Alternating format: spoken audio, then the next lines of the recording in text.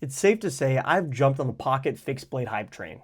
I've tried everything from the really budget-friendly option in the petrified fish bison all the way up to almost a $300 knife in the Luft Concepts LTL. During this journey into trying to find the best EDC fixed blade, I happened to stumble on Etsy one day, and pretty immediately one maker jumped out at me, and that would be Hall Blade Works. I liked his design so much, I managed to pick up a pretty beefy knife from him a little while back, and I even covered this on the channel a few months ago. And this knife is sweet. It's handmade, features these really awesome vintage micarta handle scales, has a mean looking blade with this almost old school industrial look. I love almost everything about this knife, and having something this cool also be handmade is just absolutely wild. That said, this is not a small knife. This is really not set up for pocket carry, so I unfortunately do not carry this knife as often as I would like. Fortunately, old Aaron was listening because it came out with a new model. Smaller, thinner, easier to throw in the pocket, and best of all, it's coming in with everyone's favorite steel, Magnacut. So without further ado, let me introduce you to the Hall Blade Works Gremlin. This is a rather recent addition, and I haven't really had the chance to carry this as much as I would like to, but I was too excited about it, so I jumped the gun and I wanted to put up this video really quick. And on paper, this is a perfect fixed blade for everyday carry. It measures just under 7 inches long, and has a blade length just a hair over 2.5 inches. And I find this to be a really nice sweet spot for a pocket fixed blade, as it's big enough to handle almost any task, yet not too big that it takes up all the room in your pocket. This is also a really skinny knife and pretty thin, so it's very easy to carry. The Kydex sheath is also very minimal, so again, doesn't really take up much room.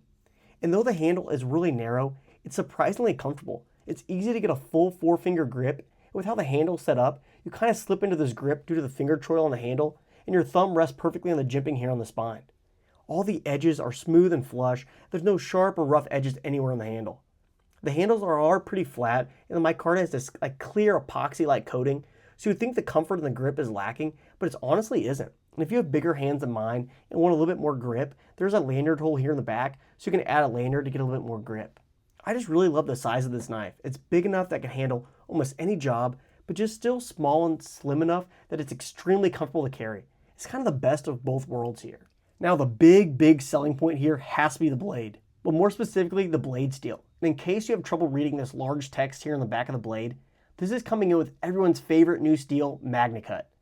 Magnacut entered the stage a year or so back, at least from what I can recall, and has swept the community by storm. And honestly, for good reason.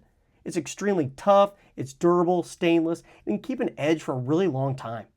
Everyone began clamoring for this steel. If a knife didn't have it, people would turn their nose up at it. Now, do I think it's the greatest steel in the world? I really don't have a clue. I'm not a metal doctor or a scientist.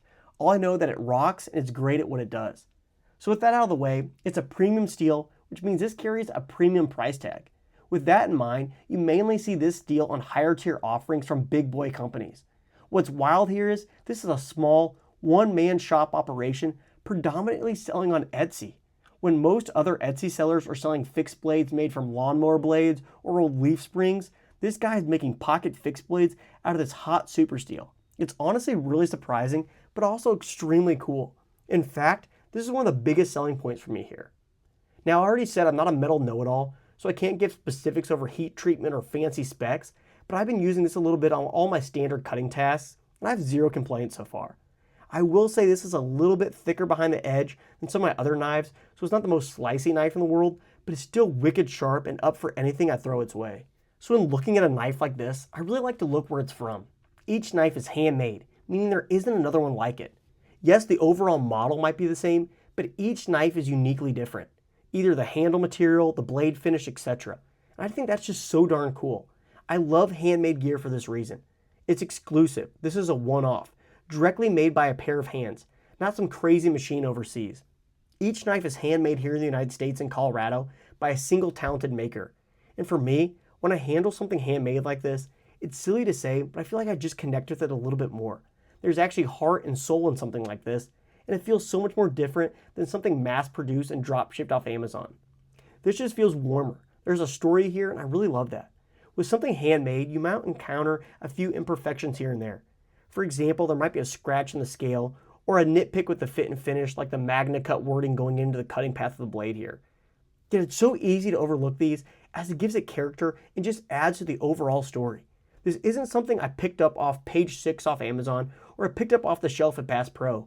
This is handmade in someone's backyard, garage, or shop, and then landed on my doorstep states away. It's even cooler as I follow the maker Aaron on Instagram, so you get to see the person behind the craft. It means just so much more to me than another knife from a giant faceless company like Civivi or Benchmade. With the increasing demand of pocket fixed blades like this, the market has become so incredibly competitive. You can find small fixed blades like the Petrified Fish Bison for around like $30, and that's coming with a respectable steel of 14C28N. The competition is so fierce right now. So what does a handmade, American-made knife with a premium steel like Magnacut cost? Unfortunately, this will set you back around $230. Now don't get me wrong, that's absolutely a lot of money for a small knife like this. But when you take a step back, it starts to make a little bit more sense. First off, this is handmade, and that carries a bit of a premium right there. Think smaller operation, higher material costs as buying not in bulk, and hours will be longer, more valuable. And second, this is made in the United States.